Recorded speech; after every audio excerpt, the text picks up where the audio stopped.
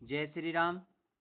MGSU BA BEd exam 2026 यानी MGSU BA BEd exam 2026 चल रहे हैं और आज का जो गेस्ट पेपर रहेगा वो BA BEd फर्स्ट ईयर का रहेगा। सब्जेक्ट है हिस्ट्री सेकंड, यानी BA BEd सेकंड ईयर का जो BA BEd फर्स्ट ईयर का जो आगे वाला नेक्स्ट पेपर है वो हिस्ट्री सेकंड का है। तो इसलिए हिस्ट्री सेकंड से संबंधित यहाँ पे तमाम महत्वपूर्ण टॉपिक का चुनाव किया गया है और उनको आपको पढ़ना है। एग्जाम में आने की पूरी संभावना है।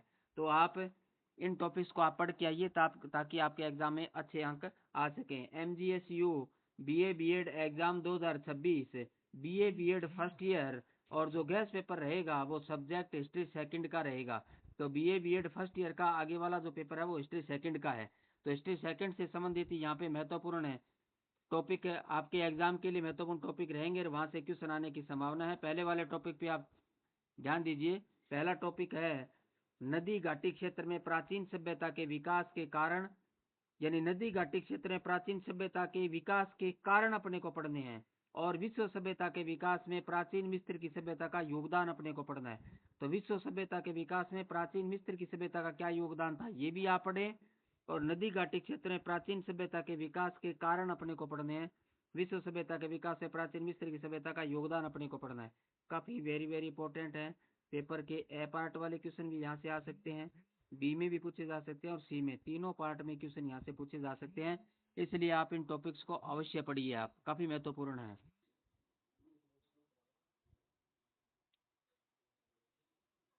दूसरे वाले टॉपिक पे चलते हैं अपने। दूसरे टॉपिक पे ध्यान दीजिए। दूसरा टॉपिक है प्राचीन रोम में साहित्य का विकास, यानी प्राचीन रोम में साहित्य के विकास को पढ़ना है और यूनान का सामाजिक जीवन अपने को पढ़ना है। तो प्राचीन रोम में साहित्य का विकास और यूनान में सामाजिक जीवन दोनों आप दोनों को अच्छी प्रकार से पढ़ लें, काफी महत्वपूर्ण है। वेरी इंपॉर्टेंट, काफी महत्वपूर्ण है। एग्जाम में पूछे जा सकते हैं। पेपर के ए पार्ट में भी पूछा जा सकता है क्वेश्चन, बी में भी पूछा जा सकता है और सी में भी पूछा जा सकता है। तो इसलिए आप प्राचीन रोम में साहित्य का विकास भी पढ़ें और यूनान का सामाजिक जीवन भी अपने को पढ़ना है, क्वेश्चन पूछे जा सकते हैं। नेक्स्ट तीसरे वाले टॉपिक पे अपने चलते हैं। तीसरा टॉपिक है, ध्यान दीजिए तीसरे वाले टॉपिक पे, भारतीय संस्कृति को सिंधु सभ्यता की देन, यानी भारतीय संस्कृति को सिंधु सभ्यता की क्या देन है ये पढ़ना है और प्राचीन चीन की स्थापत्य कला एवं अन्य कला के बारे में अपने को पढ़ना है। प्राचीन चीन की स्थापत्य कला एवं अन्य कला को भी अपने को पढ़ना है। तो इसीलिए अपने को क्या करना है, दोनों टॉपिक अच्छी प्रकार से पढ़ने हैं। भारतीय संस्कृति को सिंधु सभ्यता की देन क्या रही और प्राचीन चीन की स्थापत्य कला व अन्य कला के बारे में अपने को पढ़ना है। यहाँ टिप्पणी भी पूछी जा सकती है, ये भी ध्यान रखना। कई बार क्या होता है इनके बारे में टिप्पणी पूछ ली जाती है, टिप्पणी भी पूछी जा सकती है, बड़ा क्वेश्चन भी पूछा जा सकता है। तो पेपर के ए पार्ट में भी क्वेश्चन आ सकते हैं, बी में भी आ सकते हैं और सी में भी तीनों में आ सकते हैं। तो इसी दृष्टि से इन टॉपिक को तैयार करना है। लेकिन टॉपिक काफी इंपॉर्टेंट है, वेरी इंपॉर्टेंट है। यहाँ से क्वेश्चन लगभग निकलता है, हर वर्ष निकलता है। तो इसलिए अपने को इन टॉपिक्स को अच्छी प्रकार से पढ़ लेना है, काफी महत्वपूर्ण है। यदि एग्जाम में आए तो हमारा क्वेश्चन यहाँ से छूटना नहीं चाहिए। चौथा वाला टॉपिक पे चलते हैं अपने। चौथे वाले टॉपिक पे आप ध्यान दीजिए। चौथा टॉपिक है रोमन सभ्यता में व्यापारिक मार्ग की विवेचना और ईसाइयों का उदय, यानी रोमन सभ्यता में व्यापारिक मार्ग की विवेचना अपने को करनी है और ईसाइत्य का उदय करना है, यानी ईसाइयता का उदय हुआ उसको अपने को पढ़ना है। तो ये भी काफी वेरी इंपॉर्टेंट है कि एग्जाम में पूछा जा सकता है। यहाँ से छोटे वाला क्वेश्चन भी पूछा जा सकता है और बड़े वाला क्वेश्चन भी पूछा जा सकता है। तो इसलिए क्वेश्चन कोई सा भी आ सकता है, पार्ट ए में भी आ सकता है, बी में भी आ सकता है, सी, तीनों पार्ट में क्वेश्चन पूछे जा सकते हैं। तो काफी महत्वपूर्ण है। चौथे वाला टॉपिक को आपको पढ़ के आना है। पांचवें वाला टॉपिक पे अपने को ध्यान दीजिए। टॉपिक है पांचवा, पुनर्जागरण काल में कला एवं साहित्य के विकास व धर्म सुधार में जॉन कॉल्विन का योगदान, यानी पुनर्जागरण काल में कला एवं साहित्य के विकास को अपने को पढ़ना है। पुनर्जागरण काल के अंतर्गत कला का विकास और साहित्य का विकास किस प्रकार हुआ तो उसको पढ़ना है और धर्म सुधार में जॉन कॉल्विन का योगदान पढ़ना है कि धर्म सुधार में जॉन कॉल्विन का क्या योगदान था। तो ये दोनों ही काफी महत्वपूर्ण है, वेरी इंपॉर्टेंट। ये भी अपने को पढ़ना है। यहाँ से पेपर के पार्ट ए में भी क्वेश्चन पूछा जा सकता है, बी में भी पूछा, सी में, तीनों पार्ट में क्वेश्चन पूछे जा सकते हैं और बड़ा क्वेश्चन यहाँ से निकल सकता है। तो इसलिए अपने को अच्छी प्रकार से इस टॉपिक को पढ़ना है। छठे वाले टॉपिक पे अपने चलते हैं।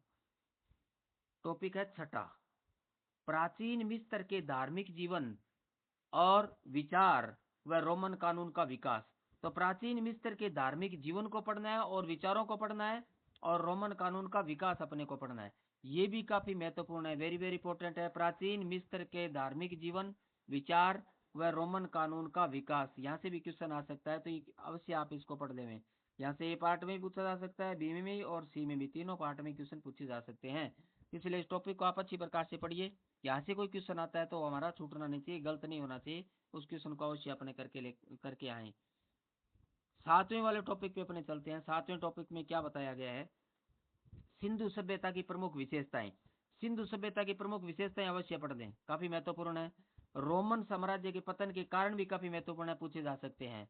तो इसलिए अपने को क्या करना है, सिंधु घाटी सभ्यता की प्रमुख विशेषताएं पढ़नी है और रोमन साम्राज्य पतन के कारण पढ़ने हैं। वेरी वेरी इंपॉर्टेंट ये क्वेश्चन, यानी ये जो टॉपिक है वो वेरी वेरी इंपॉर्टेंट है। एग्जाम में यहाँ से क्वेश्चन पूछा जा सकता है और क्वेश्चन सभी प्रकार के क्वेश्चन पूछे जा सकते हैं। बड़ा क्वेश्चन पूछे जाने की सबसे ज्यादा संभावना है, यहाँ से बड़ा क्वेश्चन पूछा जा सकता है, लेकिन पार्ट ए और बी में भी यहाँ से क्वेश्चन पूछे जा सकते हैं। तो इसलिए इसको अच्छी प्रकार से पढ़ना है, काफी महत्वपूर्ण है। सिंधु घाटी सभ्यता की विशेषता, रोमन साम्राज्य पतन के कारण, दोनों आप अच्छी प्रकार से पढ़ ले, तैयार कर ले। आगे वाले नेक्स्ट पे चलते हैं, लास्ट पे ध्यान दीजिए। पुनर्जागरण से आप क्या समझते हैं और इसके कारण बताइए। यानी पुनर्जागरण के बारे में आपको बताना है क्या समझते हैं और इसके कारण अवश्य पढ़ लें, आप पूछा जा सकता है। तो पुनर्जागरण ये भी क्या है, वेरी वेरी इंपॉर्टेंट है। यहाँ से भी क्वेश्चन ए में, बी में और सी में तीनों प्रकार के क्वेश्चन पूछे जा सकते हैं, काफी महत्वपूर्ण है। पुनर्जागरण से आप क्या समझते हैं, इस पे पूछा जा सकता है और इसके कारण भी पूछे जा सकते हैं। बड़ा क्वेश्चन भी यहाँ से आने की पूरी संभावना है, तो बड़ा क्वेश्चन यहाँ से पूछा जाता है। तो इसलिए पुनर्जागरण से आप क्या समझते हैं, इसके कारण बताइए और कारणों का अवश्य पढ़ देना है। और इसी के साथ आपके जो मुख्य टॉपिक है वो हमारे कंप्लीट होते हैं इस पेपर के। तो आप इन टॉपिक्स को अवश्य पढ़ के आइए, जब पढ़ के आएंगे तो आपके अच्छे अंक आएंगे। और यहाँ से जो सभी महत्वपूर्ण टॉपिक लिए गए हैं और यहाँ से एग्जाम में क्वेश्चन है वो लगभग पूछे जाते हैं।